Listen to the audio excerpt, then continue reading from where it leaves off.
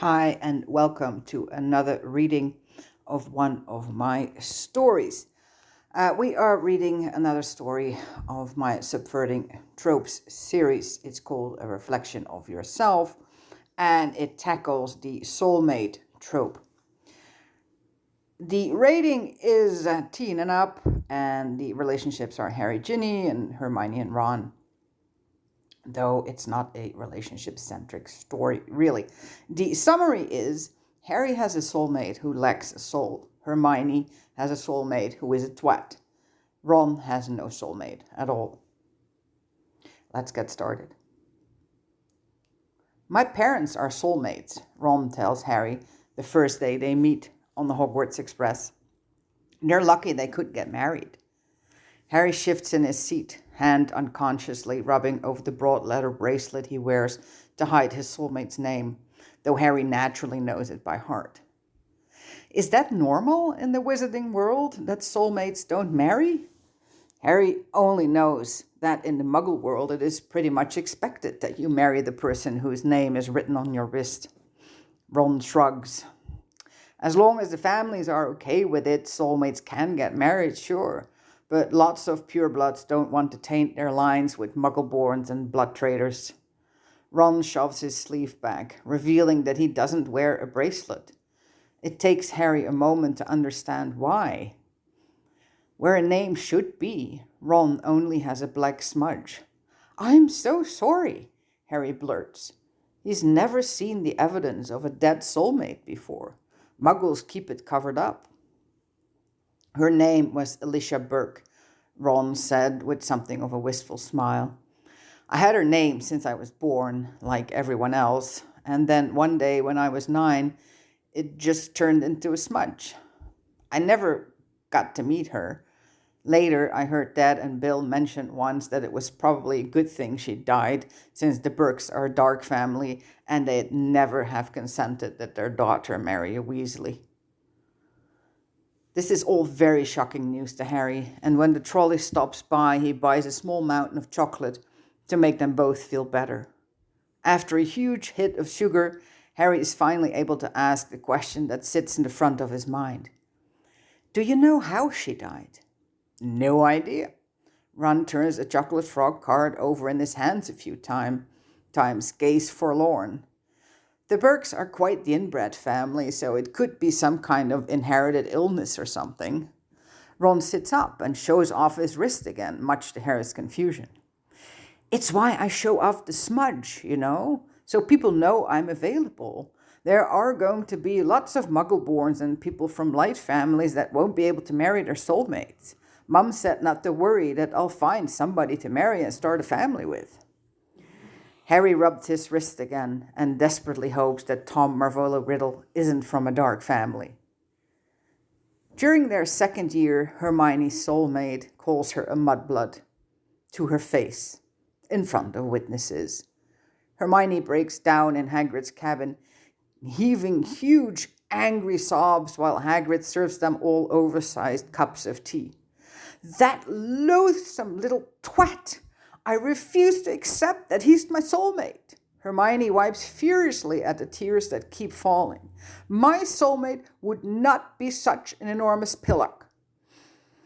It is a shock to both Harry and Ron to realize that Hermione's soulmate is none other than Draco Malfoy, their enemy from Slytherin. I'm sorry, Hermione, Hagrid mutters while giving her a warm look full of sympathy. Yeah, Ron manages to say while Harry is still struck silent. Those families never let their kids marry muggleborns anyway, so best to get over it now. Hermione inexplicably cries harder.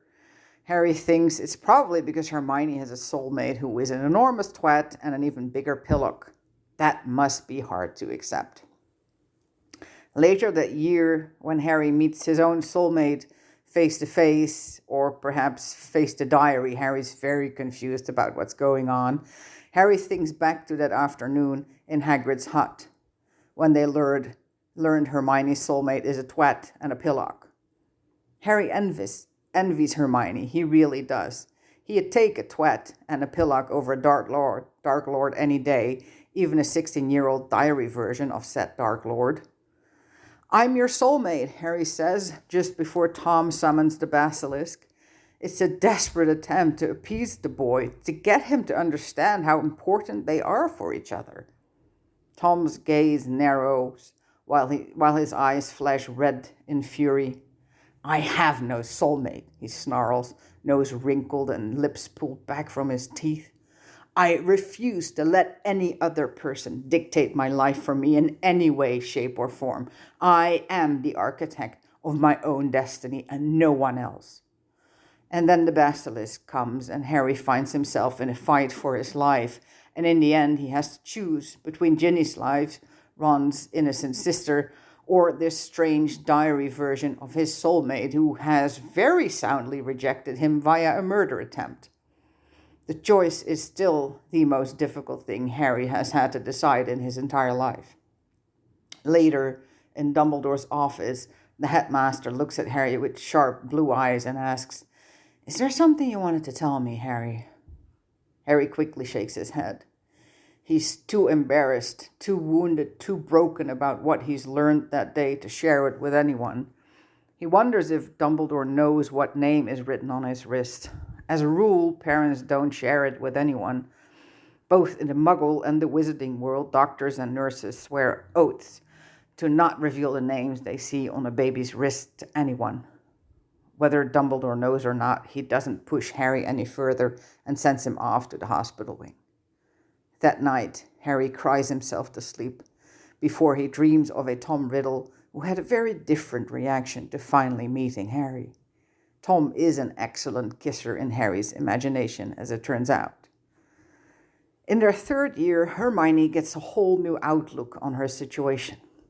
I understand Draco is being pressured by his family to reject me. He just needs to see that those ideas are entirely old-fashioned and that I'm a perfectly good marriage candidate. Hermione gave a stunned Ron and Harry a superior look. I am his soulmate after all, and that matters. From that moment on, Hermione was unfailingly polite to Draco, going out of her way to greet him when they shared classes or when they passed each other in the hallways. Harry wasn't sure if this strategy would pay off for Hermione, but her optimism did rub off on Harry. All throughout the summer, Harry had mourned his soulmate, had felt as though the name on his wrist had turned into a black smudge. But now he realized that perhaps he'd been a bit hasty with that conclusion. He'd only met a memory of a 16-year-old Tom. Who knows, Tom might have changed his mind over the years, might welcome the idea of having a soulmate after all. Later in the Shrieking Shack, when it turns out Sirius Black isn't the villain after all, but Harry's loving godfather, Sirius asks him about his mark. I was there when you were born, Sirius whispers to him as the rest proceeds them out of the tunnel. Have you met your Tom fellow yet? Harry swallows and gives a single nod. Yeah, but it's a work in progress. Sirius barks a laugh and gives Harry an incredibly fond look. Just like your parents then. They were soulmates? Harry asks eagerly, because no one has told him this yet. Oh yeah, they were. Never seen a happier couple, Sirius says, but before Harry can ask more, they step outside, the full moon rises, and they don't have a chance to talk privately again. By the end of the night, when Harry finds himself in the hospital wing again, he realizes he feels jealous of his own dead parents. For Hermione, the realization that Draco isn't about to accept her as a soulmate comes sometimes during fourth year, though Harry is not sure what the trigger to her reality shift is exactly. He's just an enormous twat, Hermione all but growls and then shows up to the Yule Ball looking like a million galleons while she hangs off Victor Crumb's arm.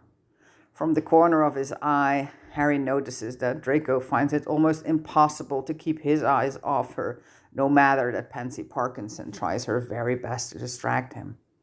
Who knows? There might be hope for Hermione and Draco yet. Who has no hope of ever finding his soulmate is Hagrid. What do you mean you don't have a soulmate? Harry asks in confusion as they are visiting their friend after the whole half-giant business was revealed. Are they dead? Ron asks with all his usual tact. Hagrid shakes his great big bushy head. Nah, never had any. You need to be human to have a soulmate. And Hagrid wasn't human, not wholly, was left unsaid. By the end of the year, Harry learns there is no hope for him and Tom either.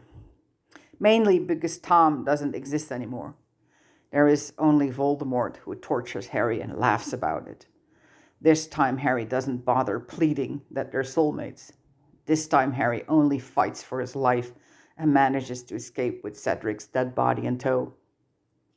Cho Chang has a complete hysterical breakdown right there in the stands when she sees Cedric's body. That's when people learned he was her soulmate. This time, when Harry sits in Dumbledore's office, he wants to tell the headmaster about the name on his wrist, but Sirius is sitting beside him, and for some reason, Harry is too ashamed to share with his godfather that the murderer of James and Lily is Harry's soulmate. So he keeps his mouth shut and simply focuses on telling the headmaster how Voldemort was resurrected. In his 5th year, Harry takes out all of his anger and fury and frustration he feels because of the name on his wrist on just about everyone around him.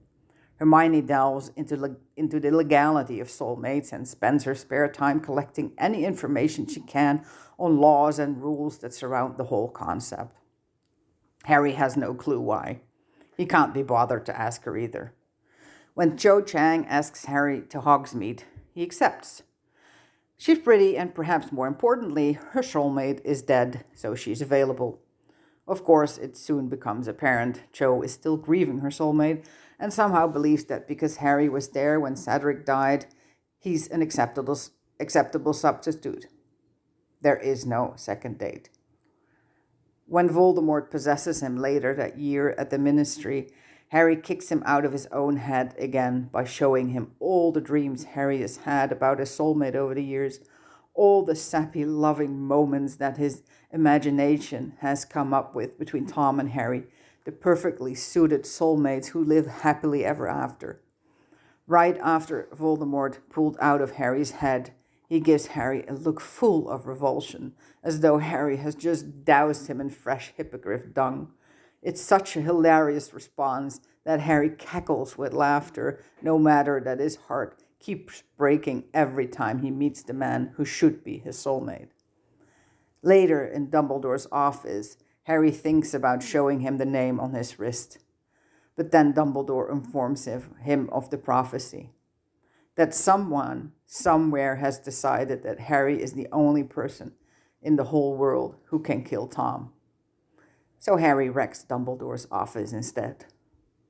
It isn't until his 6th year that Harry finally reveals a name on his wrist to Dumbledore. During one of their private lessons, when Harry learns about Horcruxes, Harry jumps up from his chair and gives the headmaster an urgent look. If Tom broke his soul apart, that means it can be mended again, can't it? Dumbledore gives Harry a long, even look and then sighs. In theory, yes, it can be mended. Dumbledore raises his blackened hand when Harry tries to interrupt him. But Tom has to want to mend his soul. That is the only way.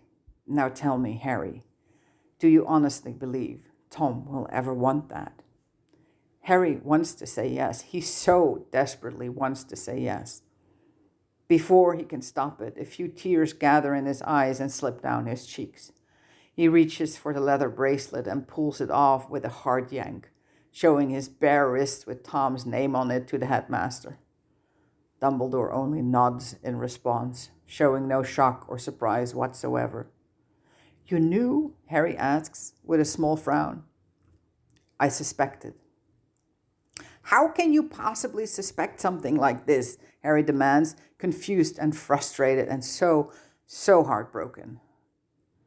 Because history often repeats itself. Dumbledore reaches for his own wrist and pulls off his own silk bracelet. On his wrist is written a name that shocks Harry to his core. Gellert Grindelwald. Harry sinks down in his chair, hand covering his mouth, and suddenly it all makes a horrific kind of sense. If a person is powerful and evil enough, only a soulmate can stop them. A part of Harry wants to tell Hermione about this realization. Perhaps soulmate names are not given to people as a romantic gesture, but as a last resort in case a person becomes a mass murderer and needs to be stopped. But right there and then, Harry falls apart, heaving great, big, ugly sobs in Dumbledore's office as he realizes he's going to have to kill his own soulmate. Dumbledore got away with imprisoning his soulmate for life, but Harry doubts there exists a prison strong enough to ever hold Voldemort for very long. "I am so sorry, my dear boy," Dumbledore whispers as he stands beside a sobbing Harry, one hand placed gently on Harry's shoulder in support. "If I could spare you this horrible fate, I would." Harry believes him. Hermione and Ron, for reasons Harry tries desperately to understand, completely lose their minds. Harry can clearly see they're attracted to each other, care about each other deeply, and would make a good couple.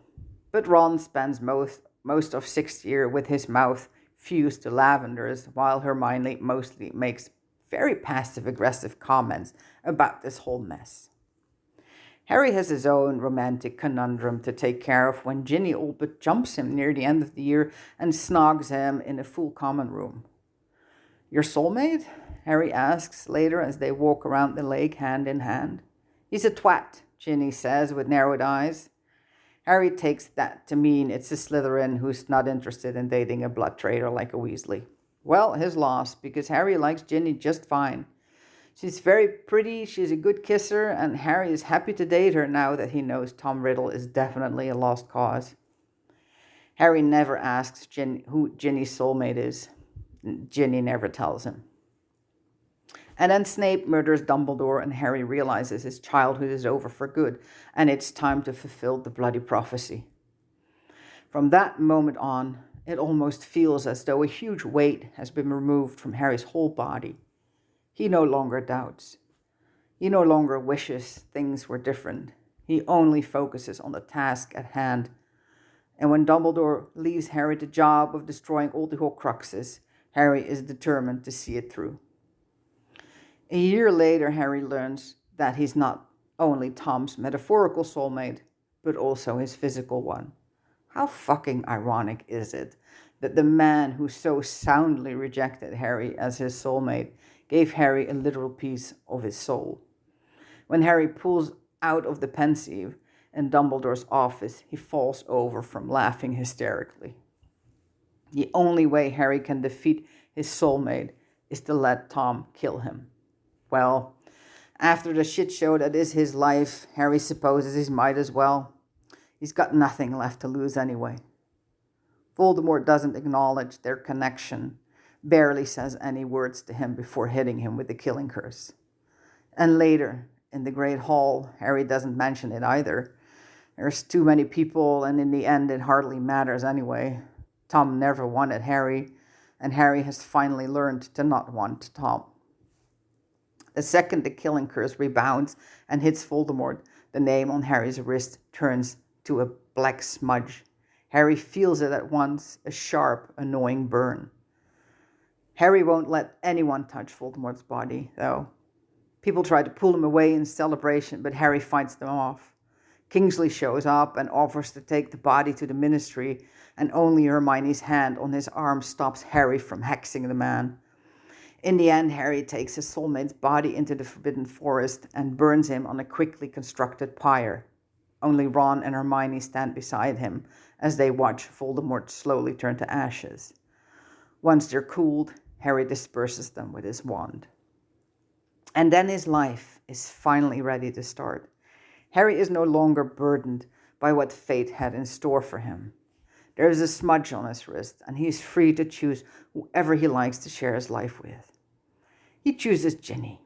He's come to genuinely care for her, and while their relationship isn't an epic romance full of passion, they are well suited for each other, and Harry is content. Mrs. Weasley is chuffed when 6 months after Harry and Ginny get married, Ron and Hermione also tie the knot. Harry and Ron start aura training, but Ron soon drops out and ends up working with George at the shop. Ron's happier there. Even Harry can see that. 2 years after they get married, just when Harry has finished his aura training, Ginny asks for a divorce. Blaise is now willing to at least acknowledge me in public, Ginny says by way of explanation. So that's who you've been fucking, Harry says, his tone almost uncaring. He's known for some months now that Ginny was seeing someone on the side. He never found any physical evidence, but he'd known. Blaise is my soulmate, Ginny snaps, face full of frustration. And he's agreed to marry you? Harry asks, genuinely curious if Blaise, the pure-blood supremacist, would suddenly happily share vows with a blood traitor. Ginny's expression pinches shut, lips pursed into a thin line. No, not yet. He's willing to acknowledge me as a friend with benefits in public, for now. But I'll change his mind sooner rather than later.